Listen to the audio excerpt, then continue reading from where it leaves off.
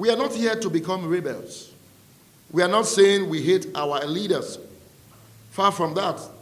We are here to support them in the cause, ensuring good governance. We are just like the young man in the Bible who asked the father to give him the portion that belonged to him. His father didn't hesitate, rather gave him. To our political leaders, all we are saying is to get the youth involved, not just during an election, but after election. We want youth inclusiveness. We want youth as governors, ministers, head of parastatals, senators, House of Rep members, local government chairmen and chairpersons, and much more. We will no longer continue to wait till we become president before we fix our father's land. Destiny beckons on us all, history beckons, and we must grab the bull by the horn. Let the National Assembly be filled up with youth to make laws that are in term with modern time. Let the next crop of ministers be youth, down to governors, lawmakers, in state assembly, councillors, and local government chairmen. Let the youth take over and build the nation we want for our children and even generation unborn. The journey has begun. Please let's stay focused, united as we fight for our nation. Remember, nations builders always go through struggle. It's up to us now. May I remind us also that some of us fighting this cause, we're not just fighting it for ourselves. We're fighting it for the average Nigerian who may not have a voice. The average Nigerian who may be struggling to do this, to even go to school, who's struggling to feed, looking for a job. So this is just the second meeting. We've been having one or two private meetings. We're going to take it further.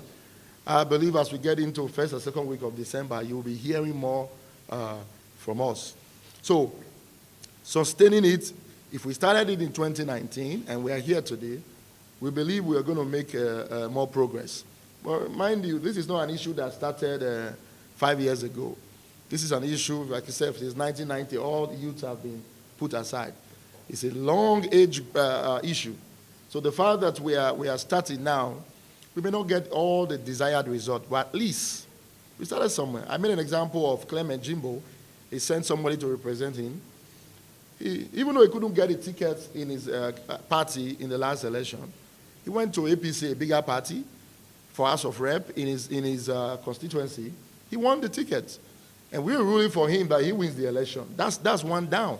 So we have a long way to go, but gradually we'll be getting there. For example, the National Women of APC, National Women Leader of APC, a very young medical doctor, that's something to...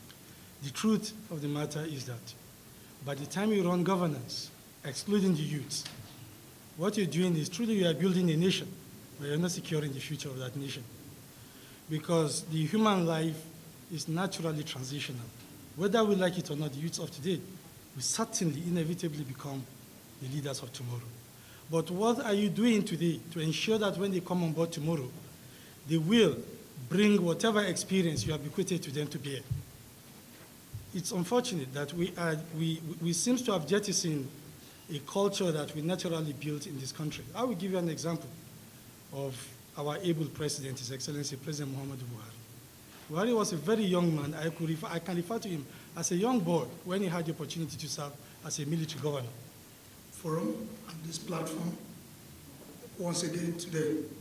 And I want to say that we are ready to move forward as a nation.